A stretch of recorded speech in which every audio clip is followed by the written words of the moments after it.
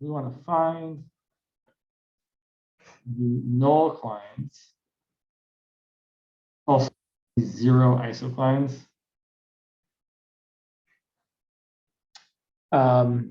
For this nonlinear system of differential equations for dx dt equal to, sure, 4x minus y, sorry, minus x squared minus y, and dy dt equal to, sure, let's do x minus y. Thank you. All right. So this one, don't want to make it a little more interesting. Yeah, I kind of do. Sorry, I'm just trying to do that. Sure, that will be fine. Let's make it slightly more interesting. Make it a y there. So here are our equations. dx dt is 4x minus x squared minus y. dy dt is y times x minus y. To find the x nullclines, we're just going to set that first equation equal to 0. Now this one, there's no real you can't really like factor, like there's no way to factor that. You've got x's and y's, but nothing affects it. I think if this is what you've got, it's kind of not terrible in that you can solve for y. So I can say, well, okay, y is going to be 4x minus x squared. And that's a downward opening parabola. It's got intercepts at 0 and 4. And let's do the x nullclines in red. So, space.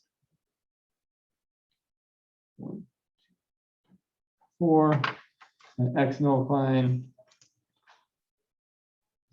0 has an intercept of 4 and has a vertex at 2, 4.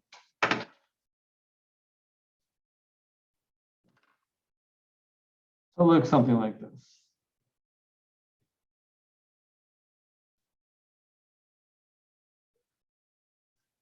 There's my x nullcline. Let's find the y nullclines. So to find the y nullclines, we're going to set that equal to 0.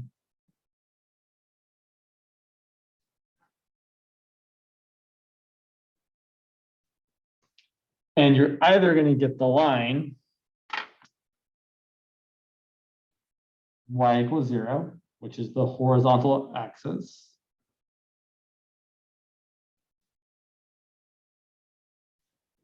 Or you're going to get the line x minus y equals 0, which becomes y equals x.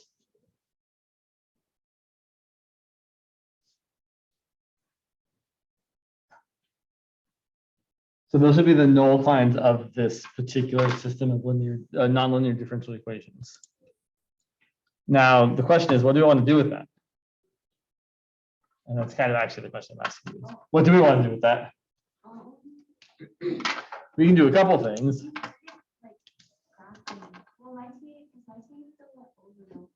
Okay. And then what he started to do was like, I guess kind of like create I forgot what those graphs called.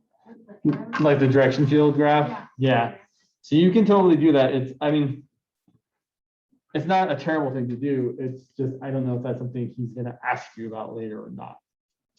I totally am happy to talk about it. I just don't want to waste your time. So we can talk about it. But here's what I want to point out.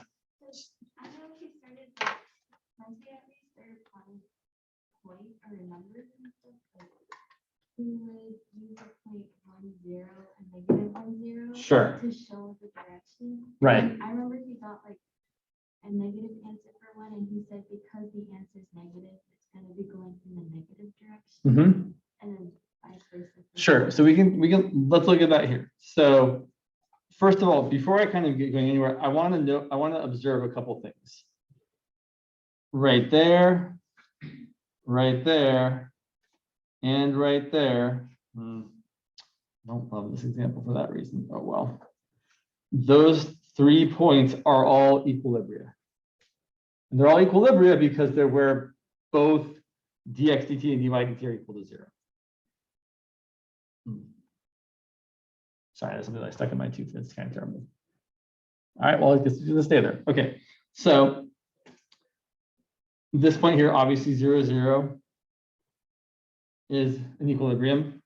The point 4, 0 is also an equilibrium because if x is 4 and y is 0, well, if y is 0, that's certainly 0. And if x is 4, 4 times 4 is 16, minus 16 minus 0 is going to be 0. And then there's also an equilibrium here where y equals x and y equal to 4x minus x squared intersect. So we set those equal to each other. We get x squared equal to 3x. We get x equal to 0 or 3.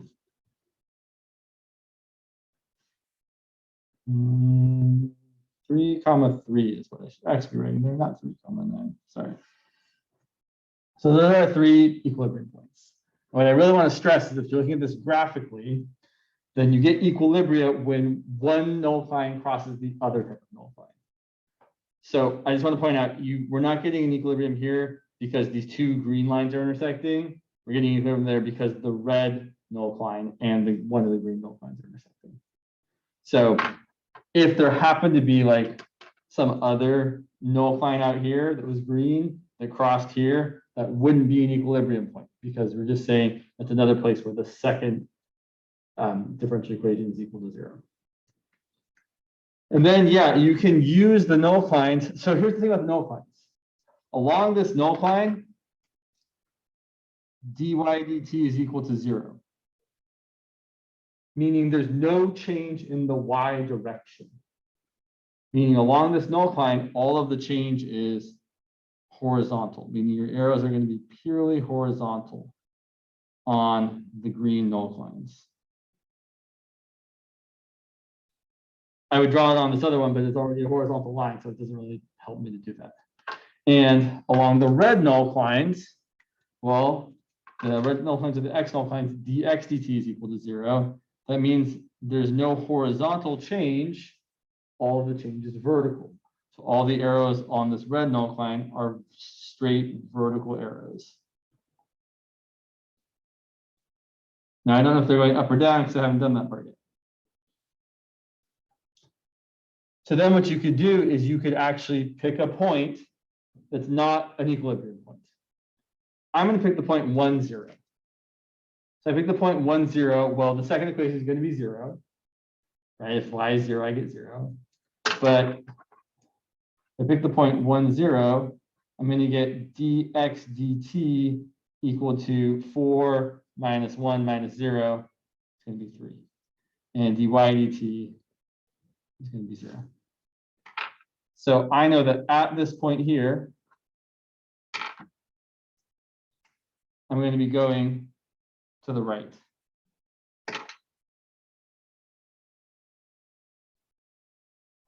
And that's going to keep being true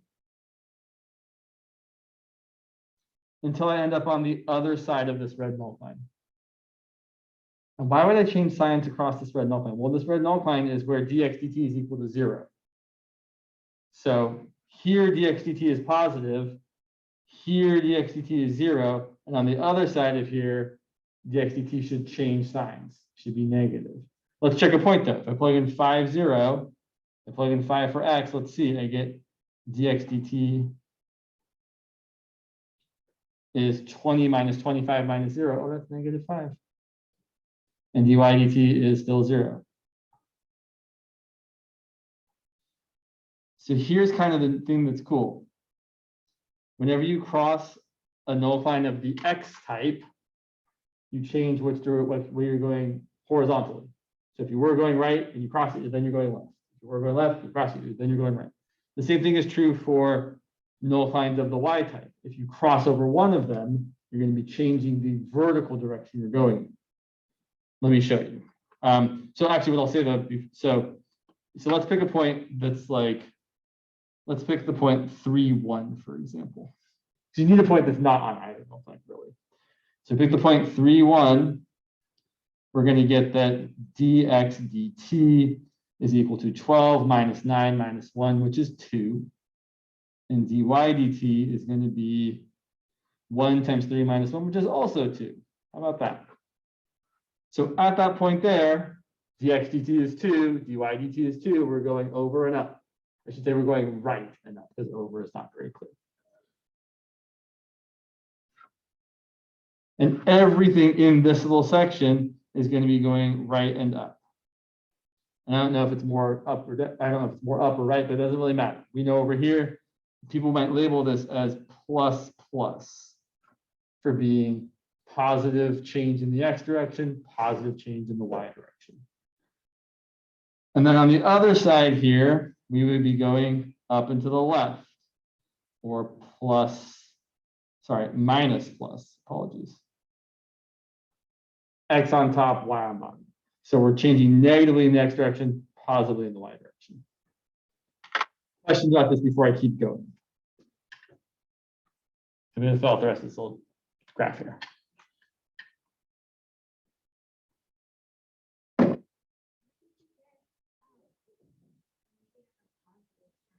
So I plugged in the point, so I'm looking at the point 3,1 right there, right? That's the point 3,1. I plugged in 3,1 to my differential equations. And I got dx dt equal to positive 2 and dy dt equal to positive 2. So they're both positive. So that's where the positive is coming from. Oh, so the negative was from the 0? I don't have a negative yet. Oh, I mean the negative positive. So the negative positive, I didn't plug in the point. So here's what I did. When I cross over this red nullcline, which is where the dx dt is equal to 0, right? So on this side of the nullcline, things are pointing to the right. On the nullcline, things are purely vertical. On the other side of the nullcline, things are going to be pointing to the left. It's kind of like how if you know a graph crosses the x-axis and it was positive and it crosses the x-axis, then it has to be negative after that. It's kind of the same thing here. We're crossing a barrier where dx dt has to equal 0. On one side of that barrier, dx dt is positive. On the other side of that barrier, dx dt is negative.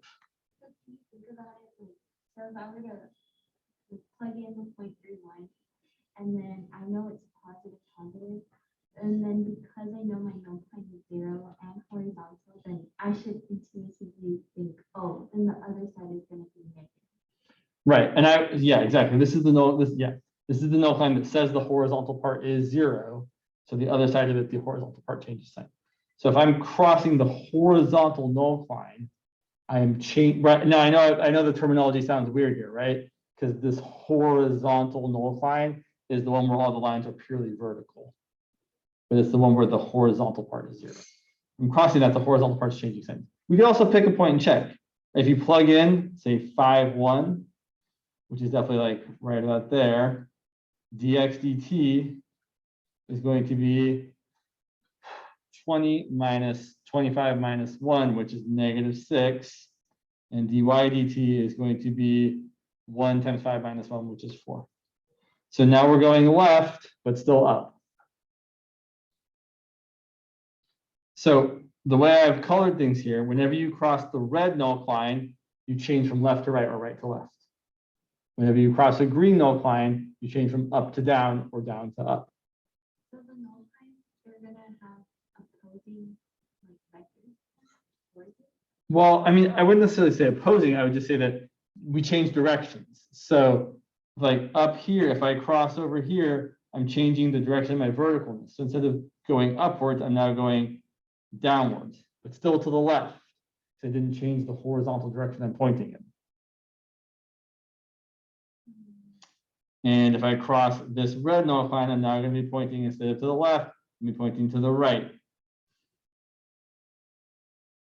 So this I would call a minus minus because I'm left and down. This would be a plus minus because I'm right and down. Nothing happens when you cross an axis if it isn't a nullcline. So if I cross back over here, I'm still up here. So this is all minus minus. If I cross this green nullcline, I'm changing the direction of the y part. So instead of going downwards, I'm going to be going upwards and left. It's going to be a minus plus. crossing this one again, I'm going downwards again, and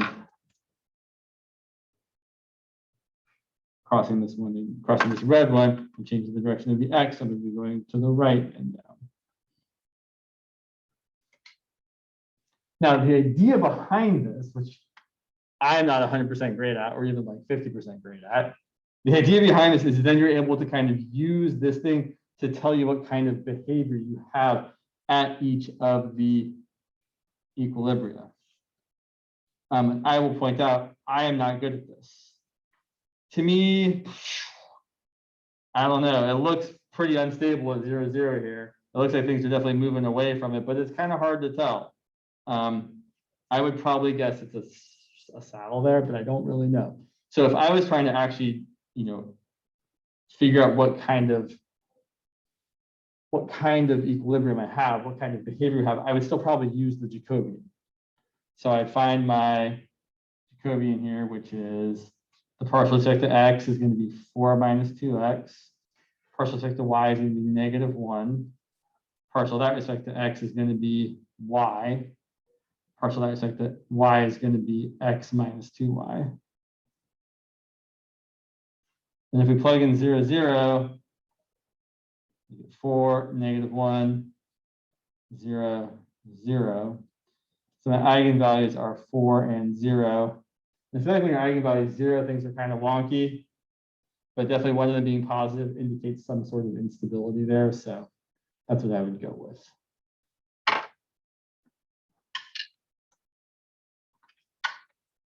Okay, so we can revisit this a little bit later, but I think we should spend most of our time doing the other stuff.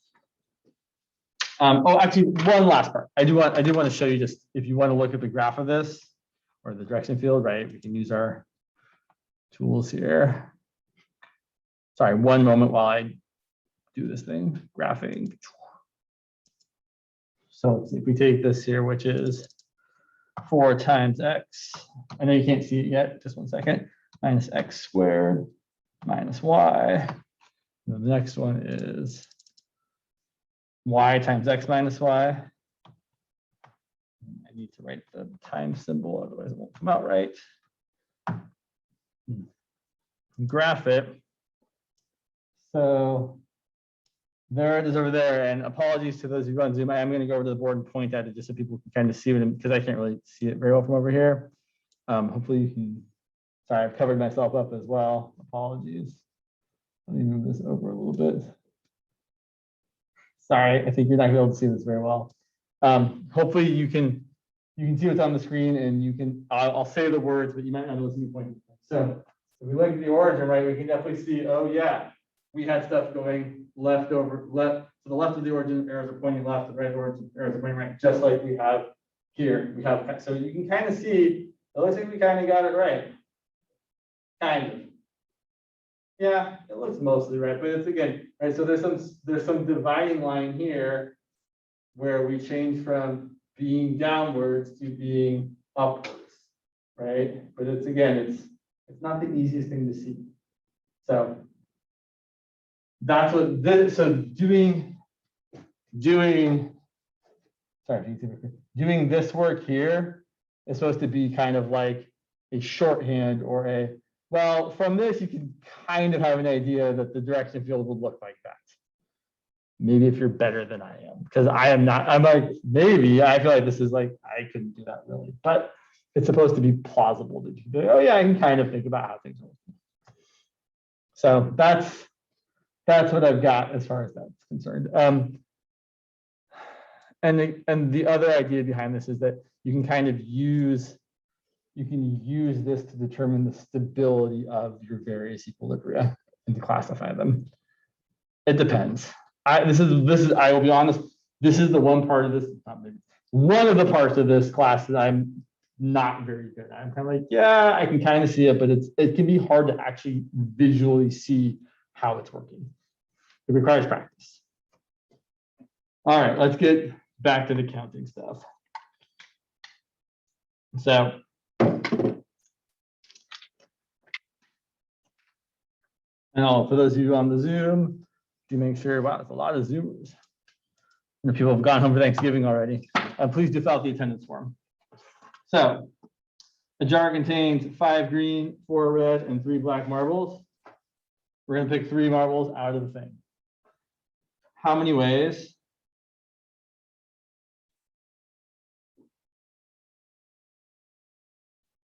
can we get all green?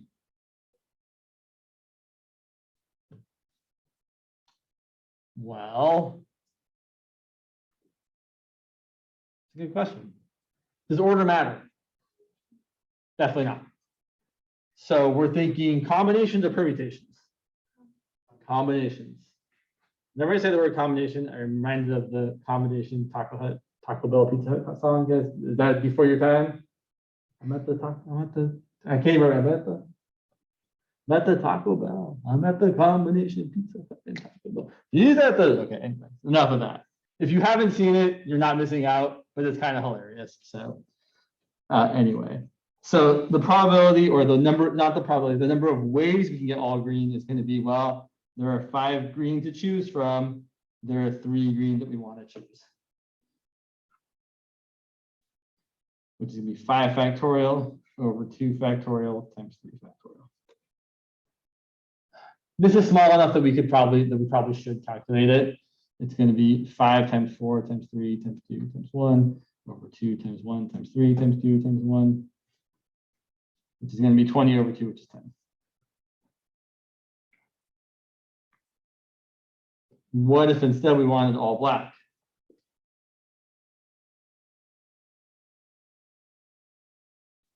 Well, how many ways can we get all black marbles if we're picking 3 marbles and there's only 3 black marbles? There's only one, right? There is one way of getting all black marbles. Now, the combination way of saying that is there are 3 choose 3 ways of picking 3 marbles out of 3 black marbles out of 3 black marbles. That's 1. Which is 3 factorial over 0 factorial. And remind everybody, 0 factorial is equal to 1. Also, in case you didn't get it last time, the handout that we had last time is over there. So if anyone wasn't here last class, there is a handout that's useful to grab. How do we know it's combination? So the idea here, which I maybe didn't make explicitly clear, is the marbles are indistinguishable from each other. So all the green marbles look the same, all the red marbles look the same, all the black marbles look the same. So we don't care which order we pick out the marbles in because they all look the same.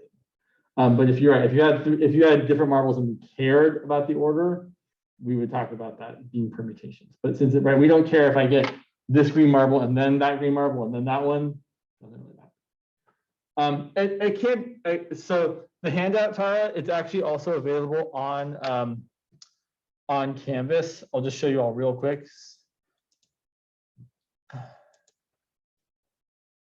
Good question. So I'll address that in a second. Someone asked how do you get those numbers in the denominator? So last class we talked about this formula, but I will write it down again real quick. Just 1 second. Let me show everybody where you can find this handout on Canvas. So if you look in the modules, scroll down a bit. If you look at the one handout, no, not the link to the class notes. If you look at the terminology of probability, which is written by Sarah, it should be right there actually. So it's right there, and it's got stuff about biology and stuff about rolling dice, stuff about playing cards. It's mostly about well, it's not mostly, but so especially if you're not familiar with how card games work, like poker, it's worth looking at so that you can have an idea of what you're being asked about. That's where it is. No problem. Yeah. So just as a reminder, these formulas. So the formula for choosing k things out of n things, which we read as n choose k, the number of ways you can pick k things out of n things is n factorial divided by n minus k factorial times k factorial. That's how we're getting those numbers in the denominator.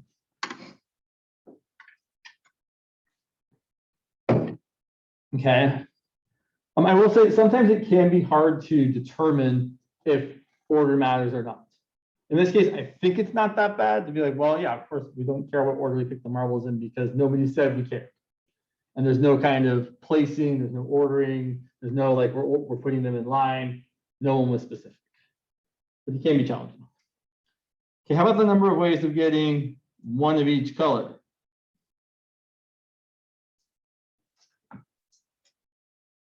Okay, well, there's 5 ways of getting a green one, or 5 choose one ways of getting a green one. There's 4 choose one ways of getting a red one, and there's 3 choose one ways of getting a black one. I'm really kind of just asking here, I mean, it doesn't even matter that we're like picking them out, right? There's 5 green, 4 red, 3 black. And you can put them on the table and be like, well, how many different ways can I grab one of each color? Well, there's 5 different choices for the green one, there's 4 different choices for the red one, and there's 3 different choices for the black one. And 5 times 4 times 3 is how many different ways you can have one of each. They might not feel that different because they all look the same, right? No matter what of the 60 ways we're doing this, you're still getting a combination that has 1 black, 1 red, and 1 green. Yeah. Can you multiply factorials? Like if I were to multiply 2 factorial times 3 factorial? No. Sadly, it does not work that way. Yeah, 2 factorial times 3 factorial. I mean, no. So it's definitely not equal to 6 factorial. Yeah, that's a good. 2 factorial times 3 factorial for sure 100% does not equal 6 factorial. Let's just show it so we're all confident. 2 factorial is 2 times 1. 3 factorial is 3 times 2 times 1. And that definitely does not equal 6 factorial, which is 6 times 5 times 4 times 3 times 2 times 1. Right? We can totally see that those are not the same. Why are we doing it like, because you know how you have it set up in the combination? Mm-hmm. Why aren't you multiplying it like 5 factorial times 4 factorial times 3 factorial? Why am I being lazy? Not that that's what you're saying, but the question I'm answering is I am being lazy. I'm using knowledge. I'm using the fact that I know that 5 choose 1 is 5, and 4 choose 1 is 4, and 3 choose 1 is 3. But let me write it out so everyone can see it. So this is equal to, so 5 choose 1 is 5 factorial over 4 factorial times 1 factorial. And 4 choose 1 is 4 factorial over 3 factorial times 1 factorial. And 3 choose 1 is 3 factorial over 2 factorial times 1 factorial.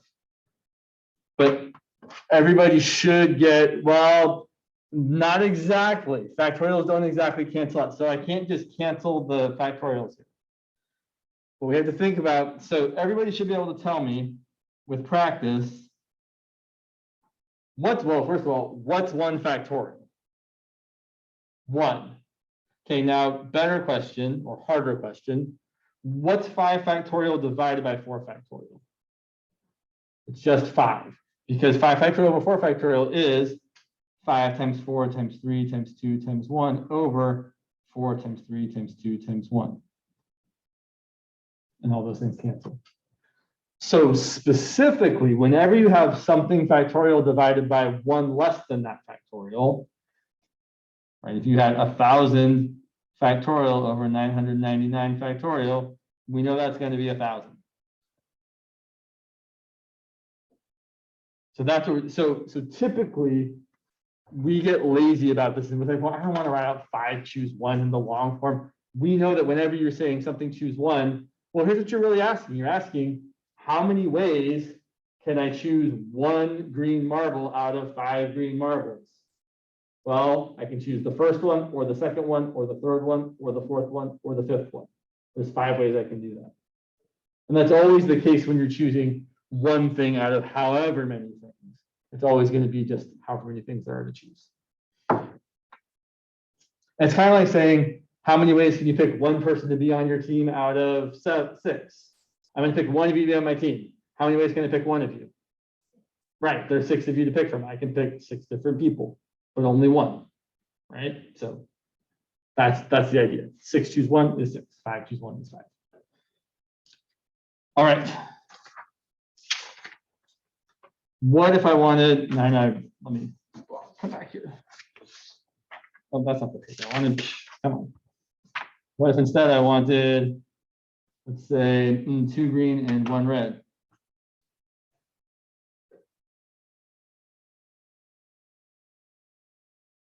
So there's, again, same thing. There's 5 choose 2 ways of getting 2 greens. And there's 4 choose 1 ways of getting 1 red. So that's going to be 5 factorial over 3 factorial times 2 factorial times 4 factorial over 3 factorial times 1 factorial. So when I'm looking at this here, if I'm actually trying to calculate this, like get the number, I'm going to try and make it a little bit simpler to calculate. I don't really want to write it all out. So I'm imagining 5 factorial over 3 factorial. That's just going to be 5 times 4 because the 3 factorial part cancels out. 5 times 4 times 3 times 2 times 1 over 3 times 2 times 1. Oh, those go away. And I'm left with the 2 factorial on the bottom, which is just 2. I could write 2 times 1, I suppose. That's this part. And then we have times 4 factorial over 3 factorial should just be 4. And then if you want, you can have a 1 on the bottom. Sorry, my exclamation point is missing the 1. That's 1 factorial. Sorry. Okay, so that's going to be 20 over 2 times 4. That looks like 40. There's 40 different ways I can pick 2 green balls and 1 red ball.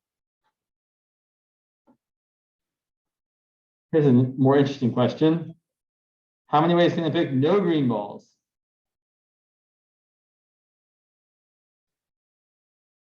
Well, really leave this up here. There's 12 balls total. 7 of them are not green. 7 of them are not green. So I want to pick 3 balls out of the 7 that aren't green. 7 choose 3. I feel like we're getting numbers that are big enough that we don't need to find it. Like you could find this. It's 7 factorial over 4 factorial times 3 factorial, but that's not really right. The point really isn't to always see what the number actually is. Yeah. Where did you get 7? So I want no green balls, right? How many balls aren't green? 7, right? There's 4 red ones and there's 3 black ones. Here's even a more interesting question. What if I want at least 1 green ball?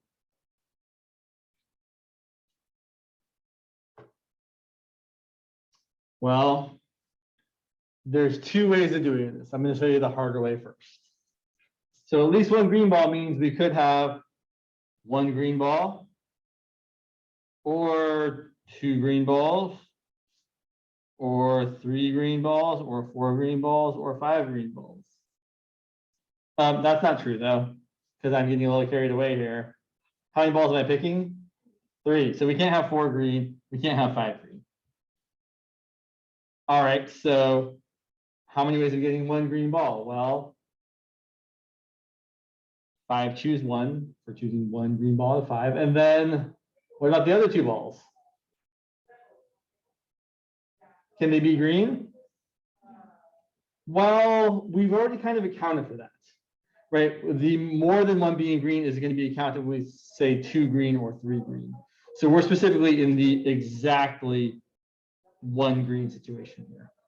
So if it's exactly 1 green ball, then 1 ball is green and the other 2 balls are not green. So how many balls are not green? Well, we're going to pick 2 of them, but how many total not green balls are there? So of the 7 that are not green, we're going to choose 2 of them. Okay. What about getting 2 green balls? I'm going to close that door. That's kind of loud. Well, how many ways can we pick 2 green balls?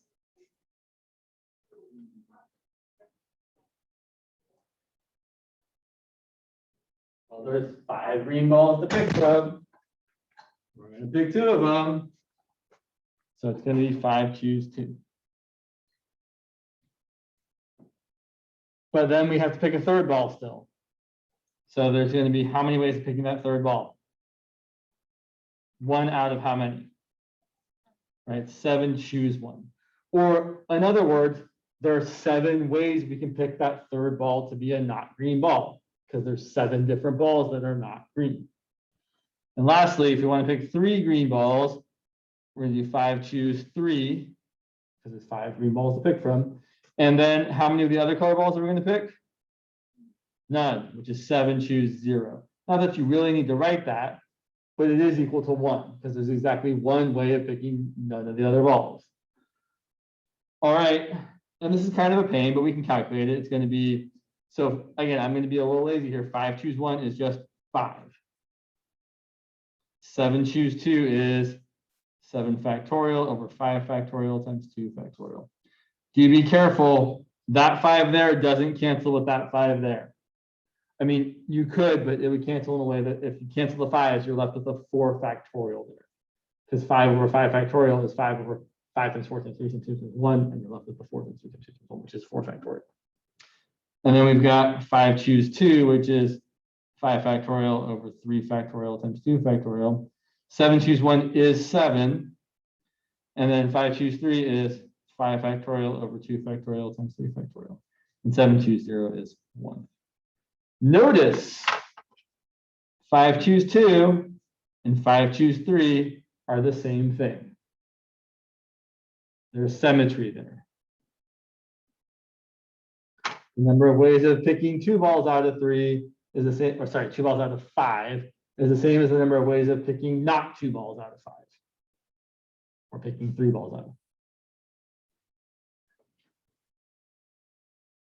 So the way I'm getting 7, choose 1, 7, choose 2, and 7, choose 0 are that I want exactly 1 green ball. So this 5, choose 1 is the number of ways to get green. And this 7, choose 2 is the number of ways to get not green. Because there are 7 balls that are not green, the 4 red and the 3 black. Same deal here. 5, choose 2 is the number of ways of choosing 2 green balls out of the 5. And then the 7, choose 1 is the number of ways of choosing 1 ball out of the 7 that are not green. And same deal here. 5, choose 3, we want 3 green balls out of 5. 7, choose 0, we want 0 of the not green balls out of the 7 balls that are not green. All right, so then this becomes something terrible. We can actually calculate. This is not too bad. This is 5 times 7 factorial over 5 factorial is going to be 7 times 6, and then we still have the 2. If you want more clarification about how I did this, let me know. This is going to be 5 times 4 over 2.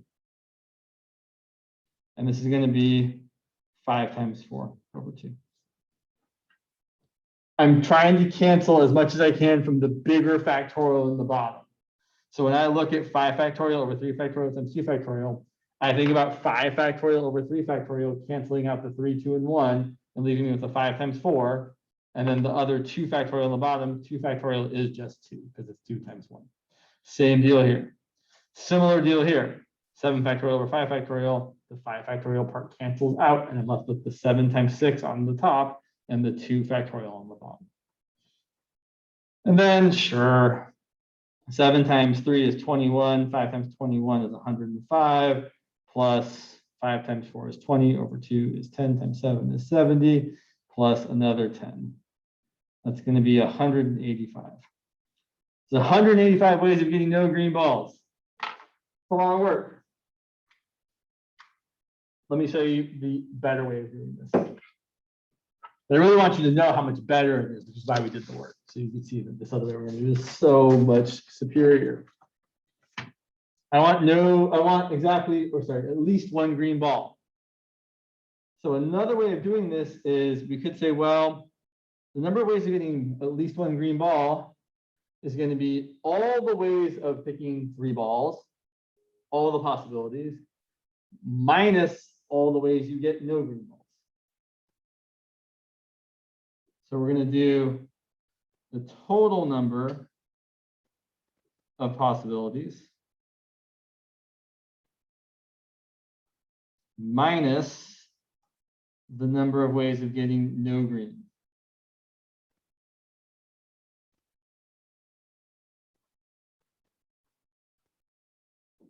Or another way to think about it is the number of ways of getting 0 green balls plus the number of ways of getting at least 1 green ball. Well, that's everything, right? You either have 0 green balls, 1 green ball, 2 green ball, or 3 green balls. We're trying to count all the ways of getting at least 1, which is 1, 2, or 3. The only other option is having 0. So when we add those all together, it should add up to the entire total number of possibilities. All right, so how many total number of ways are there of picking 3 balls? Out of how many balls? 12. So there's 12 balls to pick from. If we're saying we want to count all the different ways we can pick 3 of them, the total number of ways of doing that is going to be 12 choose 3. Minus, how many ways are there of picking 0 green balls? 7 choose 3, right? Because from the 7 that are not green, we want to choose 3 of them. You could also throw in a times 5 choose 0 if you really wanted to, but 5 choose 0 is equal to 1. We don't really need that. And we might as well do the math to verify that it's actually the same. So 12 choose 3 is going to be 12 factorial over 9 factorial times 3 factorial. 7 choose 3 is going to be 7 factorial over 4 factorial times 3 factorial. And that's going to see 12 factorial over 9 factorial is going to be 12 times 11 times 10 over 3 factorial is going to be 6. And then 7 factorial over 4 factorial is going to be 7 times 6 times 5 over the 3 factorial left is also a 6. Do some canceling. Cancel a 6 there and a 6 there. Cancel a 6 there and a 6 there. So I'm left with 10 times 11 is 110, times 2 is 220, minus 7 times 5 is 35, and oh yeah, that's 185. This is a very common tactic. If someone says, calculate the number of ways you can get at least one of something, or the number of ways you can get at least a small number of something, it almost always makes sense to say, I'm going to count the total number of ways you can get things and subtract off the very small amount of things I don't want. This is called the complement. Right? This number of ways of getting no green, that's the complement, which I'm not good at spelling, the complement of at least 1 green.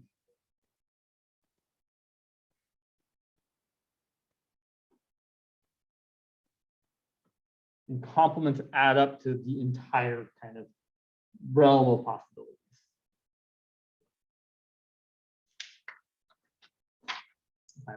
We got time. Sure. Yeah, that's a good problem.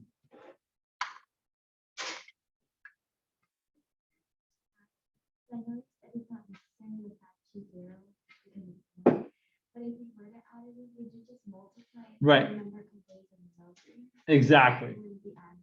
Right, exactly. We'd be multiplying it by the 7 choose 3. You're saying out of the 12 balls, well, out of the 7 that aren't green, we want 3 of them, and out of the 5 that are green, we want 0 of them.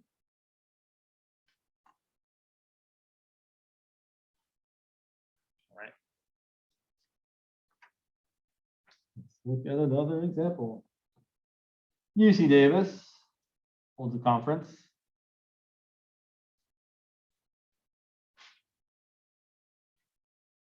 On student fees, sure, why not?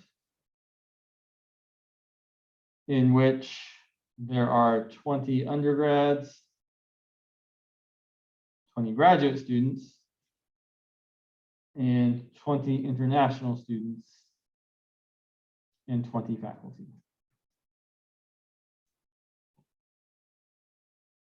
Participants.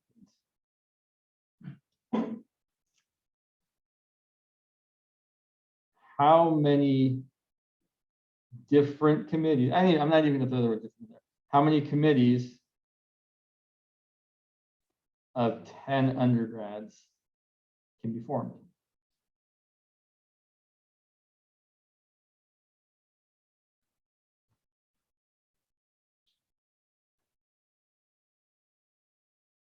So does order matter here? I mean, I know the people are distinct, right? I'm not the same as you, you're not the same as me. But are we saying we care about what order we choose the people in?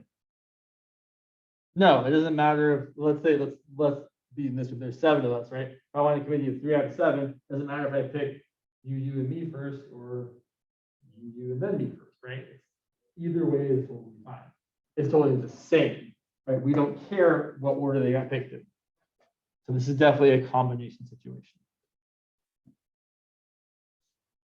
The answer is 20 choose 10. There are 20 undergrads to pick from. We're trying to choose 10 of them. There are 20 choose 10 ways of doing that.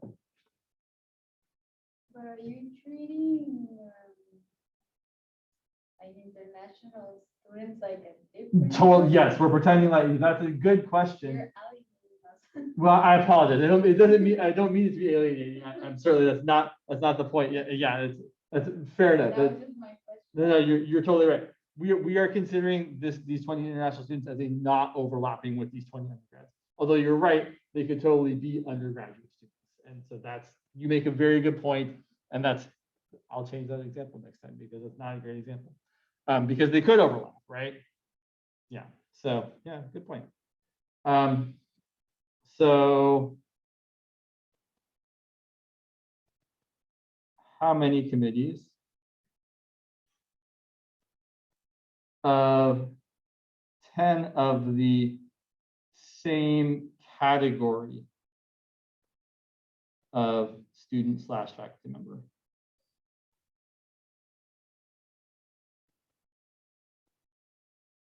Meaning we, at this juncture, we're trying to make committees that just have all the same people. And that which seems like a bad idea, right? You feel like you want some interchange of ideas, but not how I wrote the question when I was writing the question for purposes. So not a very good example, but we'll go with it anyway. So, well, I know that there's 20 choose 10 ways of forming a committee of 10 undergrads.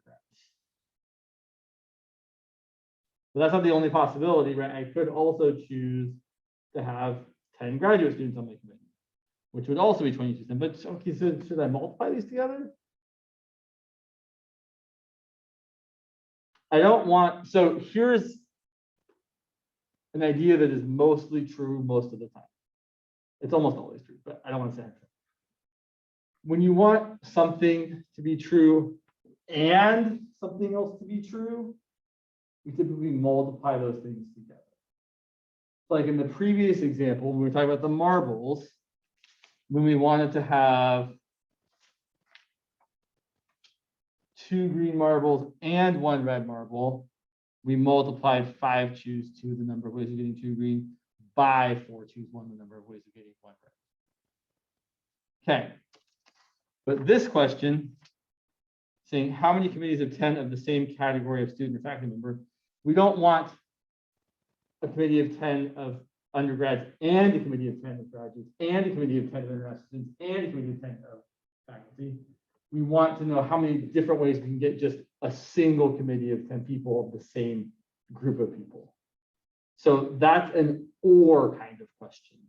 I want to have a committee of 10 undergraduate students or a committee of 10 graduate students or a committee of 10 international students or a committee of 10 faculty members. And when it's an or, instead of multiplying, we typically add. So in this case, that's how many ways we're going to do it.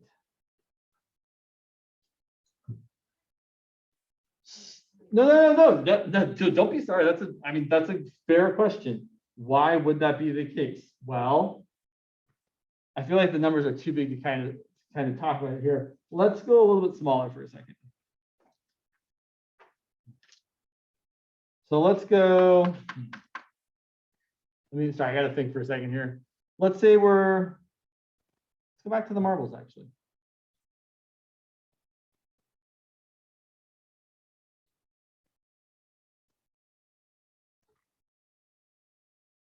So I want to ask, how many ways, it's still the same, 5 green, 4 red, 3 black. How many ways can we get 3 marbles of the same color.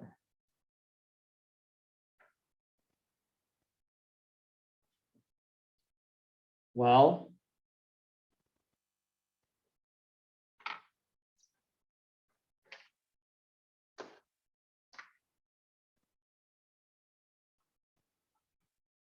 I'm going to remind you that there were 12 choose 3 total possible ways of picking 3 marbles, which we calculated to be, I know it's in here somewhere, 12 choose 3 was 220.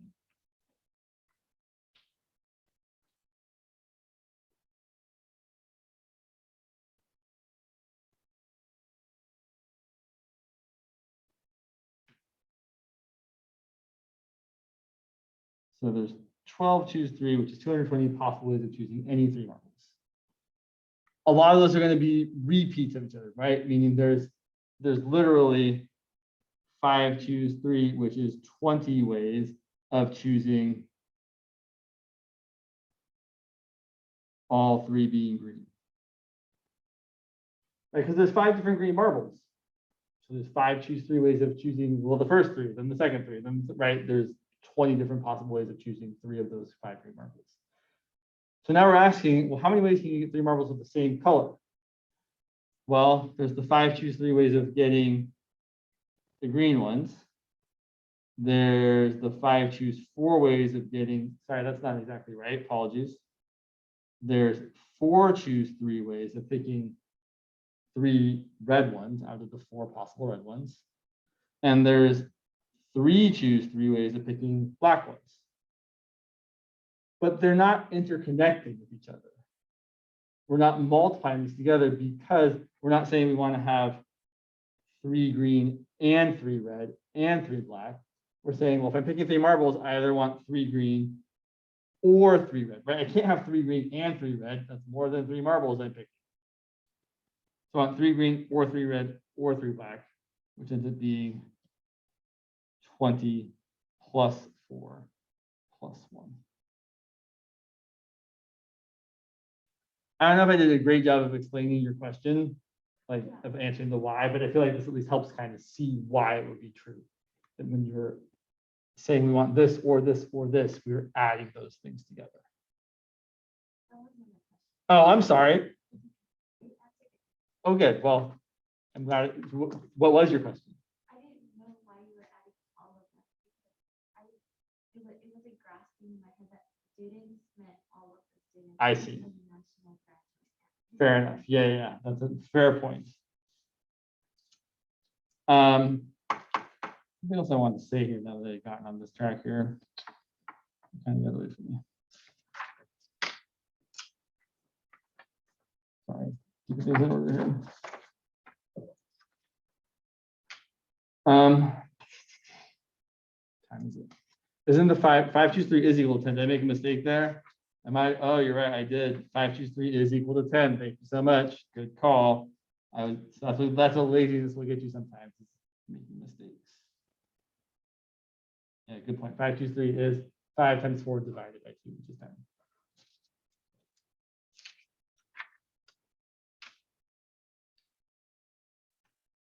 So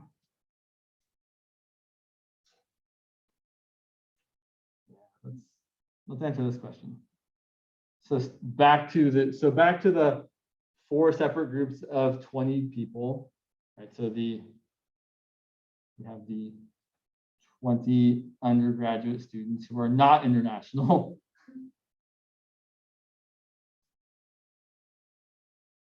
We have the 20 graduate students who are also not international. We have the 20 international students who might be graduate or undergraduates. And we have the 20 faculty. And from those 80 people, we want to know how many committees of 10 people contain at least 2 people from different groups.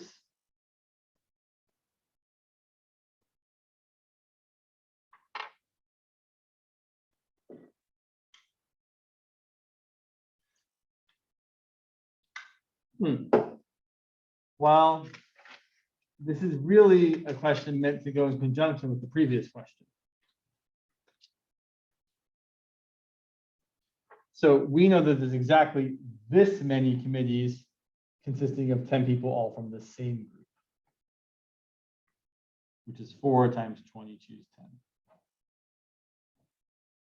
So if I want to know how many committees of 10 people contain at least 2 people from different groups, here's what I can say. I can say the total number of 10-person committees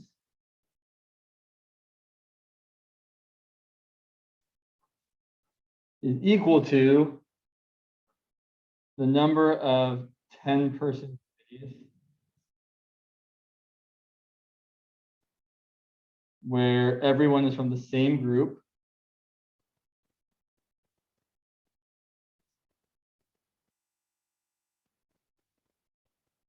and then not, meaning the number of 10-person committees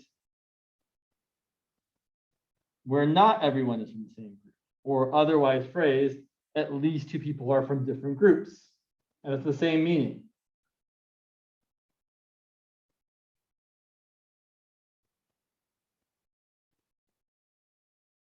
So this is again the idea of the complement. These two things are complementary. What does that mean exactly? Well, think about it with angles for a second. When you think about complementary angles are angles that add up to 90 degrees. The way I kind of think about it really is like if you have, so if I had a 30-degree angle, what's the complement? It's 60 degrees. Those angles add up to 90, so they fill up the whole quadrant and they don't overlap. That's the same kind of idea here. These two complementary descriptions fill up the entire space, right? Every 10-person committee either has all 10 people from the same group or at least 2 people that aren't from the same group. There are no other options. And they don't overlap. You can't have a person where all 10 people are from the same group and a committee where at least 2 people are from different groups, right? There is no overlap there. We also call that being mutually exclusive, right? You can't have both of these things be true at the same time. That's the whole idea of the complement. And the great thing about these complements is that when you add them together, you get everything.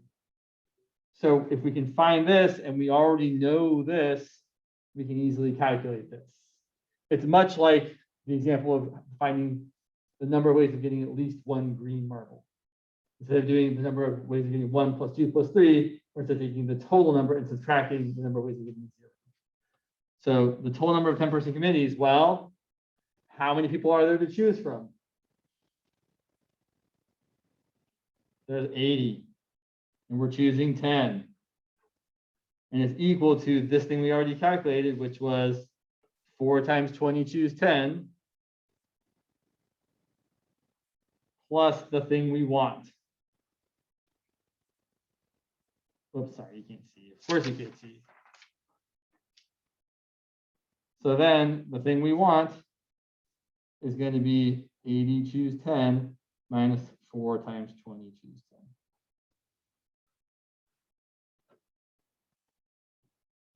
Which, if you wanted to write out, you could. I don't think we need to, but you could say, okay, that's going to be 80 factorial over 70 factorial times 10 factorial minus 4 times 20 factorial over 10 factorial times 10 factorial.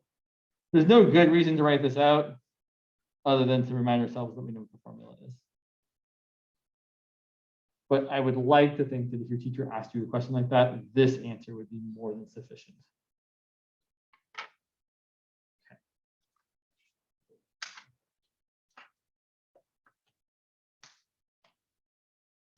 Well, let's see. Could go that way. Yeah, that's a good question. We'll do that one, and then maybe we'll call it an early day. So let's look at this question here.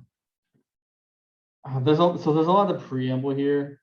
I'm going to kind of get to the chase. So I'll read you some of this. automated chemical synthesis of DNA has made it possible to custom order moderate length DNA sequences from commercial suppliers. Blah, blah, blah. Here's the important part. Assume that a single nucleotide weighs about 5.6 times 10 to the negative 27 grams. So one nucleotide weighs approximately 5.6 times 10 to the negative 22 grams. There are 4 different types of nucleotides, which again, they might not tell you because what are they? Yeah, exactly. Thank you, yes. Right, the usual DNA stuff. And then we want, because we're crazy, we want to order all possible DNA sequences of a fixed length.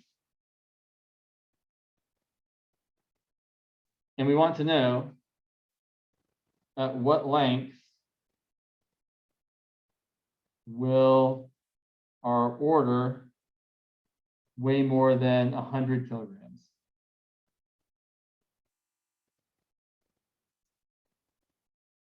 Which I would immediately convert to 100,000 grams. So their units are the same. Well, that seems like an interesting question. So we're asking, how long does our thing need to be, our DNA sequence need to be, so that if we order every possible sequence, the weight of the whole thing is more than 1 kilogram. All right, well, we have to think about how many there are going to be. So let's see. We don't know how long, we're trying to figure out how long this thing is, right? So we're really interested in the length of the strand. Let's call it X. You can also pick N would be a normal choice here. So I'm picking my strand to be X long, X nucleotides long. All right, how many choices are there for my first nucleotide? 4. How about for my second nucleotide? Or for my third nucleotide? Okay, we get the point. There's 4 times 4 times 4, which is how many altogether? 4 to the X. Right, because again, this is an and situation. We have 4 choices for the first nucleotide and 4 choices for the second nucleotide and 4 choices for the third, and so on and so on. All right, but then we also have the number of nucleotides in each strand. Right, this is the number of different strands we can pick, but then there's also going to be X of the nucleotides, because we're talking about, so I should say, we are talking about the length of the strand. We want to figure out how long the strand could be, but we are determining how much all the strands are going to weigh. So the strand, there are this many possible different strands of length X, and each of those strands is going to weigh, well, it's going to have X nucleotides.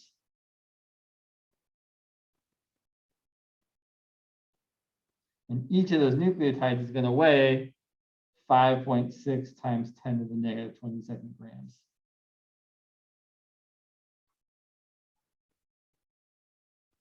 So that's the number of possible strands, the number of nucleotides in each strand, and the weight of each nucleotide.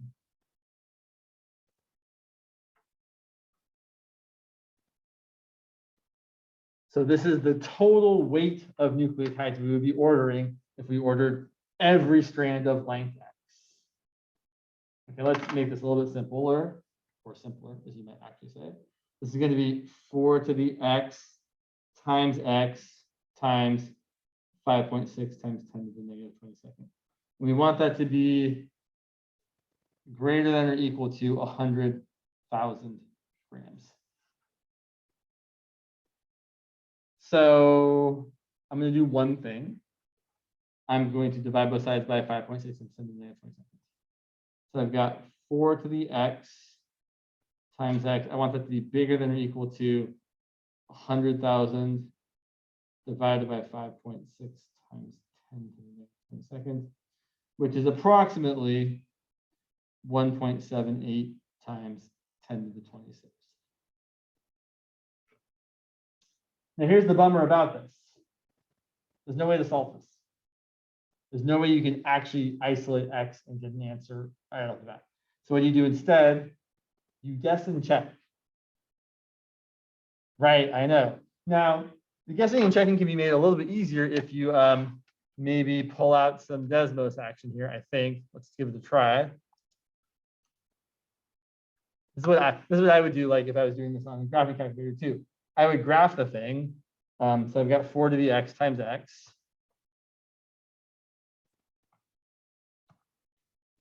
Oh, come on, James. Let's try that again. Can I not just do it like that? Wow, that is really not okay. Okay. I just have to use the time. I just never want to write the time symbol because I'm just like, that seems terrible. Okay, let's try this one more time. Y equals X times 4 to the X. That'll work. Okay. Chooses the time symbol. All right. So this gets big real fast. Now I want to know when it's bigger than or equal to 1.78 times 10 to the 26. So let's guess, let's make a table.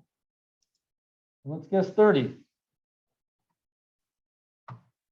Oh, come on, you're not going to give me the Y value? Garbage. Well, that didn't work out so well. Even if I zoom way out, you punk. So this is what I would do on a calculator. The idea here would be that you could actually plug that in and it would give you a value, but it's not. Oh, I know what I did. I'm not smart. You want the gear to give you the table from your actual graph. That's the problem. That should actually work now. Okay. Don't make a table from here, make a table from the gear here. The table from over here gives you a new table. So let's start at 30. All right, we're in business. And then not big enough. Can we not just delete all these?